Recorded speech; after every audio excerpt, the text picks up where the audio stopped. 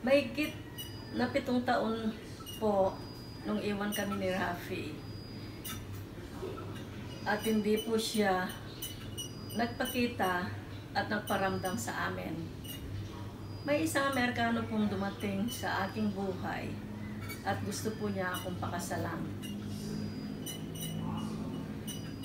Alam ko po na walang divorce dito sa atin at yan ay sinabi ko kay Joe Pearson.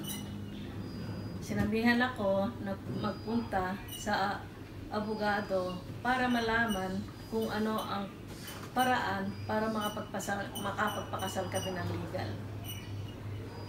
So nagpunta po ako sa abogado at nagtanong ang tungkol kay Rafi. Sinabi ko po sa kanya na mahigit sa 7 years hindi siya nagpapakita sa akin, at isa pa nung makausap ko ang kanyang manager na si Mr. Viduya, ay sinabi sa akin ni Mr. Viduya na nakita niya si Rafi na 4 na katao ang kumuha sa kanya at sinakay sa van. At mula noon ay hindi na niya ito nakita. Nung 1 taon gulang ang aking anak, pumunta kami sa kanyang Auntie Corazon sa Maynila, Guadalupe. Ang auntie po niyang yun, ang kanyang tinutuluyan nung nagtatrabaho siya sa Makati. At nagtanong po ako sa kanya kung alam nila kung nasaan si Rafi. Ang sabi sa akin ni Auntie Corazon ay hindi niya alam at wala siyang balita tungkol kay Rafi. So naisip ko po, nung sabihin sa akin ni Mr. Viduya na kinuha si Rafi ng 4 na katao, at ang sagot ni Ate Corazon ay hindi nila alam kung nasaan siya. So naisip ko, baka nga wala na siya. Yun ang sinabi ko sa abogado. Ang sabi po ng abogado, pwede kami mag-file ng presumptive death. At ang kasal namin ni Joe Pearson ay magiging legal. At kung sakaling si Rafi Tulfo ay darating or lilitaw, hindi niya ako pwedeng i-demanda ng bigamy. Dahil ang presumptive death ay pwede kang magpakasal ng legal. So, ang mga tao po, mga fans ni Rafi, hindi ko pinatay si Rafi Tulfo. Para sa mga tagahanga niya, gumamit lang po ako ng proseso para makapagpakasal ako at mabigyan ko ng magandang kinabukasan ang aking anak. At yung presumptive death ay naaprubahan naman dito ng court natin. Legal po siya. Yun ang dahilan kung bakit ako nag-file ng presumptive death. Dahil na po alang-alang sa aking anak, dahil alam ko kung hindi ako magkikipagkasal kay Joe Pearson, hindi ko mabibigyan ng magandang bukas. Kaya po sana, bago ninyo ako husgahan, sana po ay alamin muna ninyo kung paano ang nangyari sa amin. Hindi po ako ang nag-iwan kay Rafi nung panahon na yon. Ang sinasabi po niya ay akong unang nag-asawa. Yan po ay tatalakayin din natin sa susunod na issue para po alam natin kung ano talaga ang nangyari sa aming dalawa ni Rafi, kung sino ang nagsasabi ng totoo, kayo na po ang humusga. At isa pa pong issue na ating tatalakayin ngayon ay ang mga tanong kung bakit ngayon lang ako lumabas. Kung bakit ngayon lang ako lumabas. 2.5 years ago, actually, nung mag-file po ako ng bigamy against Rafi Tulfo, hindi po narinig ang aking boses. May 2 TV station ang nagpalabas ay isa rito ang Net25. At TV5 ay bias dahil doon siya nagtatrabaho. Narinig lang nila ang boses ni Rafi. Ang maliit kong boses ay hindi narinig. Nagkataon lang po na kumakandidato siya bilang senador ngayon. kasabay po ng paglitaw ko. Dahil marami rin mga vloggers na gusto akong makapanayam upang mailabas ang katotohanan at malaman ang kwento ng panig ko. Kaya ganoon po ang nakakapagsalita ako. Marami na sa inyo ang nakapanood ng mga interview ko na ina-address ko kung bakit lumabas ako. Actually, ang dahilan po ay dalawa po ang dahilan dito kung bakit po ako nag-file ng kaso against Raffy Tulfo. Kasi po, napanood ko sa YouTube ng kumakandidato si Jocelyn Pua sa party list. Doon po ay kinuwento niya at 23 years old siya nung makita niya ang babaeng Chinita at niligawan hanggang sagutin siya. 23 years old, buntis ako at kasal kami. Doon, na-realize ko na outcasted kami, na original niyang pamilya, kami na totoo niyang pamilya, kami na inabandona niya. Hindi po niya in-acknowledge, masakit sa akin, kaya pinaglalaban ko ang karapatan ng aking anak. Hindi ang karapatan ko. Bilang isang ina, ito ay nag-uudyok sa akin para ipaglaban ang nararapat para sa anak ko. Ikalawang matinding dahilan nang malaman ko po ang ginawa niya sa aking anak, na lumapit po siya sa kanyang ama para humingi ng tulong financially.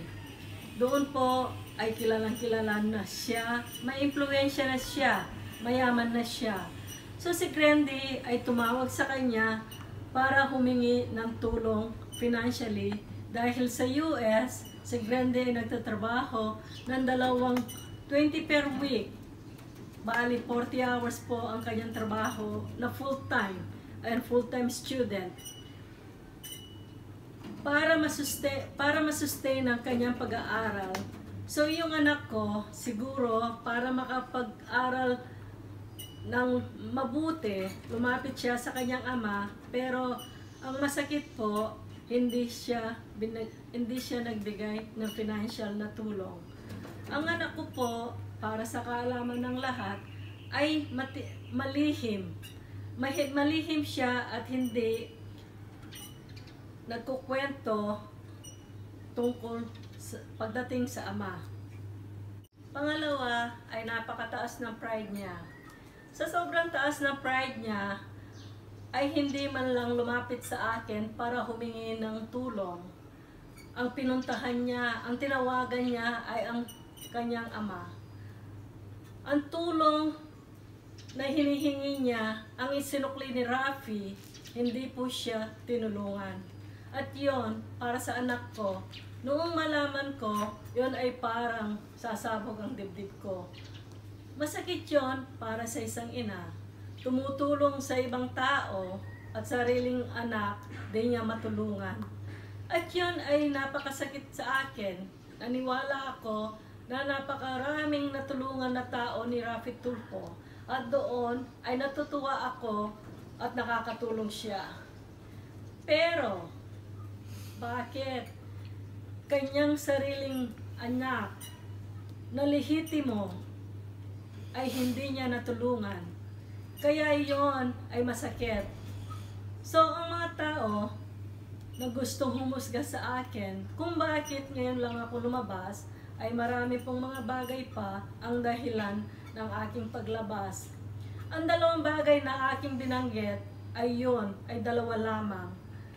Bilang isang ina, kung ito ay nangyari sa inyo, sa mga kababaihan, sa mga kapwa kong inabandon na ng asawa, yung mga kamag-anak ninyo na nangyari ito sa kanila, ano ang mararamdaman ninyo?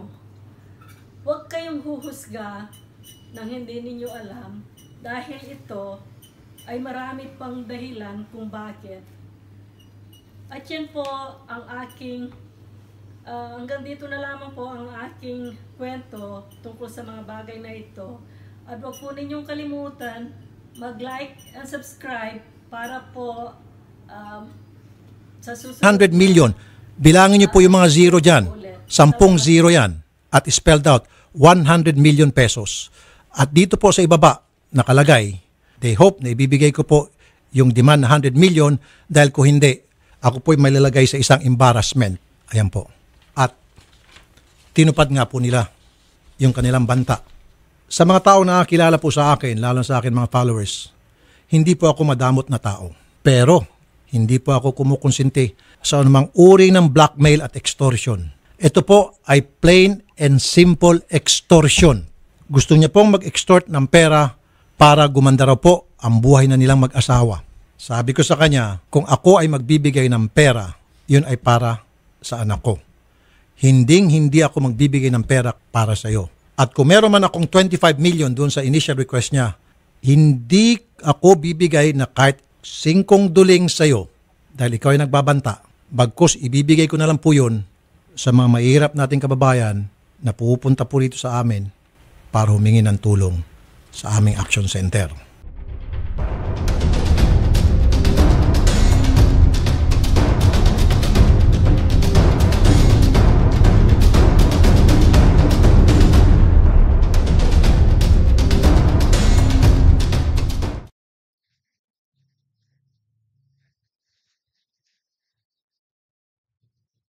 Now, kasal po itong si Arthur Joseph at saka si Julieta Lico Pearson. Sila po ay nakasal sapagkat si Julieta Lico po, bago siyang magsama nila ni Mr. Pearson, nag-file siya ng presumptive death para sa akin. Palitawin na ako po'y yumao na para sila po ay pwede na magpakasal dalawa at para si Julieta po ay makakapunta na sa Amerika. At yun na nga po, yung kanya pong ipinail na presumptive death para sa akin ay napruba naman po ng korte dito sa Pilipinas kung kaya't natuloy po ang kasal nila ni Mr. Arthur Joseph Pearson.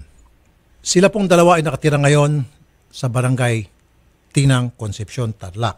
Nung ako po ay isa palang struggling broadcaster o naghikahos na mamamayag, maraming taon nang nakararaan, I reached out to my daughter with her. At nakita po kami ng aking anak sa kanya at ako po ay nagbigay ng tulong, pinansyal at mga regalo. At nagkaroon po kami ng mga panahon na yon ng understanding ni Julieta Lico Pearson. At that time po, siya ay Mrs. Pearson na. This was many years ago. Ang understanding po namin ay wala ng pakialamanan, magkanya-kanya naman kaming buhay sapagkat siya po ay kasal na. Dumating po yung time, this was last year, December, na napag-alaman kong ikakasal na po yung aking anak sa kanya. Kinausap ko po yung mga kamag-anak niya para hingin po yung bagong number ng anak ko upang ako po ay makapagbigay ng tulong sa kasal. $10,000 as a matter of fact. Pero tumanggi po silang ibigay yung number ng bata. Nakausap ko po yung isa sa mga kamag-anak niya, ayaw ibigay. Maging si Julieta Lico Pearson, ayaw din po ibigay ang number ng anak ko. One day, ito pong si Mrs. Julieta Lico Pearson ay nag-request na makipagkita sa akin at pinaunlakan ko naman po sa isang restaurant sa Quezon City. Yung pala, ang reason ng kanyang pagkipagkita sa akin upang humingi ng 25 million pesos. On top of that, gusto niya po ay yung kalahating buwan ng sweldo ko kada buwan, ibibigay ko po sa kanya. One more time, 25 million pesos plus half of my salary dito po sa TV5 every single month. Tumanggi po ako. Then sabi niya, siya po'y mag-aalboroto at sisiraan niya po ako sa media kapag hindi po ako pumayag. At sinabihan ko siya, hindi ako mag-give in sa blackmail at extortion. Kung ako'y bibigay ng pera, yun po ay para sa bata, hindi para sa kanya. Sapagkat ang gusto niya po mangyari, gusto raw po niya mabuhay na marangya, kaya kailangan daw niya po ng perang iyon. Tinanggihan ko po siya. Nagbigay po siya ng taning. And that was before election this year. Pagkatapos po ng halalan, ako po ay nakatanggap ng liham, final demand letter galing po sa kanyang abogado na si Attorney Lefrendo M. Gonzales. Dito po sa final demand letter, ayan po, 10 zero. 100 million pesos na po ang hinihingi. Take note, 100 million. Bilangin niyo po yung mga zero dyan. 10 zero yan. At spelled out, 100 million pesos. At dito po sa ibaba, nakalagay, they hope na ibibigay ko po yung demand na 100 million dahil kung hindi, ako po'y malalagay sa isang embarrassment. Ayan po. At tinupad nga po nila yung kanilang banta. Sa mga tao na kilala po sa akin, lalo sa akin mga followers, hindi po ako madamot na tao. Pero, hindi po ako kumukonsinti sa anumang uri ng blackmail at extortion. Ito po ay plain and simple extortion. Gusto niya pong mag-extort ng pera para gumanda raw po ang buhay na nilang mag-asawa. Nais ko pong magbigay ng statement tungkol po doon sa taong nag-haim po sa akin ng reklamo sa Quezon City Prosecutor's Office kahapon. Siya po ay si Mrs.